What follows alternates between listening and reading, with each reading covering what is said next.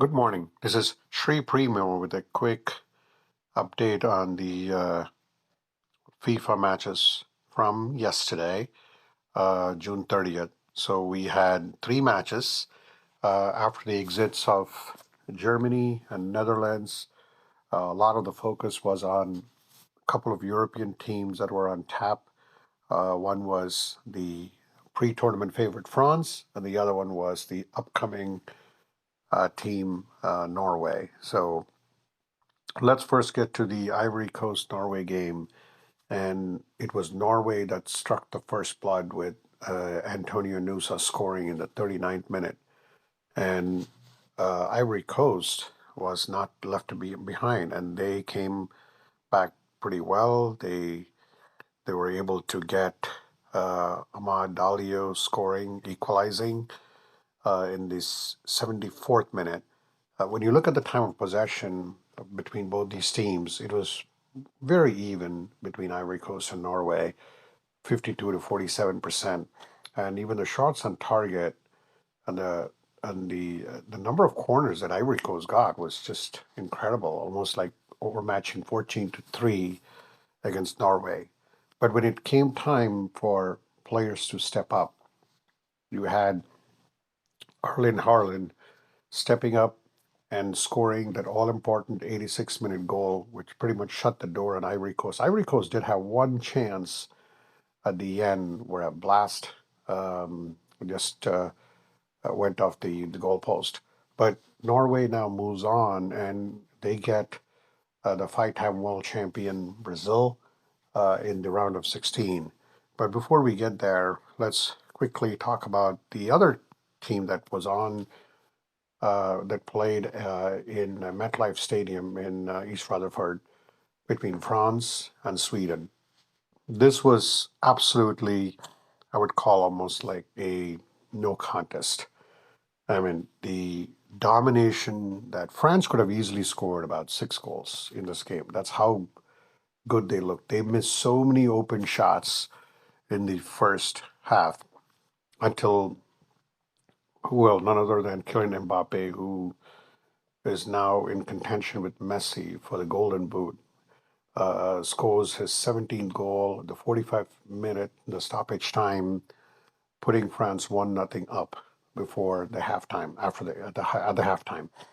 And when they came back, I saw a completely different France team, a France team that is ready to lift the World Cup, and that's how good they looked.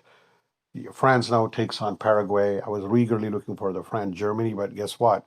It's Paraguay after they lose 4-1 to United States in the group matches. You thought they were left for dead, but here they are having a chance to upset another European power.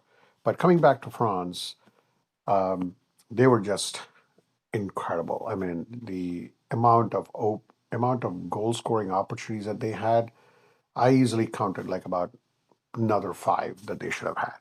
They missed, and of course, who else has to put the final dagger into the Sweden? It was Kylian Mbappe who scored at the 74th minute, and after that, he was taken out of the game. Um and He's got 18 goals and 18 World Cup matches right now. He's 28 years old. Um, I think he can play for two more. I mean, unless he stays like Messi, But he's only one of the lead of Messi right now. So, do we see a changing of the guard even by the end of this World Cup? We never know. But France right now, 3-0 winners over Sweden. And then in the nightcap, which was delayed by an hour because of the weather conditions there, you had Mexico take on Ecuador. Um, and Mexico was just incredible. I mean, they came out flying from the start, and then they did not relent throughout the game. And it was Julian Quinones. What an individual effort by him! What a phenomenal blasted in the 22nd minute past the goalie. The goalie had no chance there. And then, of course, prior to the half, it was Raul Jimenez, the great Raul Jimenez. He's now I think, all-time number two um, for all-time scorers for Mexico. So Raul Jimenez scored in the 31st minute, and after that, in the second half, it was just like Mexico kind of. In fact, when you think about it, Mexico actually had like 42% possession, but um, you know, but end of the day, it doesn't matter.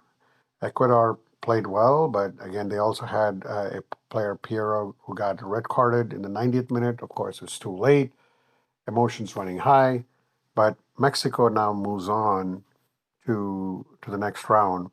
And when you think about like who they get, now it's going to be Mexico will probably get. I'm trying to see who.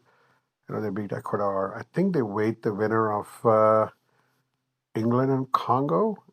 I'm pretty sure of that, but I think I need to verify that because there are a lot of matches there.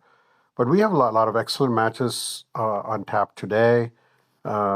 We have England and Congo going at each other at 12 noon in Atlanta, followed by Belgium, Senegal in Seattle. And of course, the big game, guys, we got the United States of America take on Bosnia and Herzegovina. Now, I would think that this would be a good uh, test for United States. Uh, I think the United States has not played. They played against Turkey in the last game. They rested a lot of their players, so it remains to be seen uh, what team will get. Will we get the United States that we saw against Paraguay that completely demolished them, or even against Australia, where they were completely dominant for the first two matches?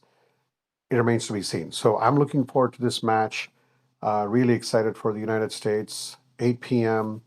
In Santa Clara. I'm sure the ticket price are out of the roof, but this is an opportunity for the United States to punch their ticket in the round of 16.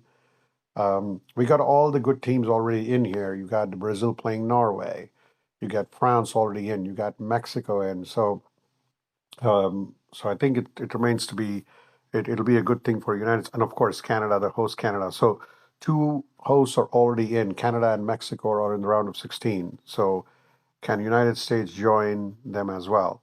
Of course, it'll be a fun matchup as well, and then we'll get to that when we'll do a recap tomorrow morning.